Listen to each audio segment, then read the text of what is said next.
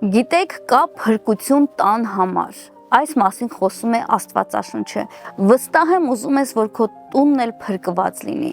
Աստվածաշնչում մենք տեսնում ենք Զաքեոսի պատմությունը Ղուկաս 19-րդ գլխում։ Այստեղ խոսում է մի մարդու մասին, ով շատ մեղավոր կյանք էր ապրել, բայց երբ Հիսուսին հյուրընկալեց իր տուն եւ Հիսուսը իր տան մեջ էր նայր սրտում, ոչ թե միայն զղջաց, այլ ճշմարիտ ապաշխարություն ունեցավ եւ այդ ապաշխարությունը իր մեջ կրում է պատասխանատվության զգացողություն եւ Զաքեոսը ասաց.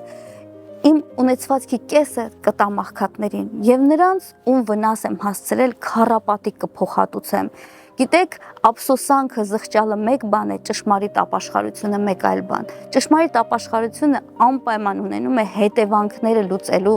պատասխանատվության զգացում։ Սիրելիս, եթե դու ուզում ես, որ Աստված այցելի քո տուն եւ քո տունը փրկություն ստանա, ոչ մեկս էլ կատարյալ չենք։ Գուցե մենք էլ ինչ-որ մեկի կյանքում սխալ ենք արել։ Եկեք սկսենք առաջինը ներողություն խնդրելուց եւ հետո այդ պատասխանատվությամբ վերաբերվենք ամեն ինչին, ինչ որ արել ենք եւ փոխհատուցենք այն մարդկանց, ում վնաս ենք հասցրել։ Եվ այդ դեպքում Զաքեոսի պես մեր տունը կփրկվի Տիրոջ այցելությունով։ Աստված օրհնի ձեզ։ Մտածեք այս մասին։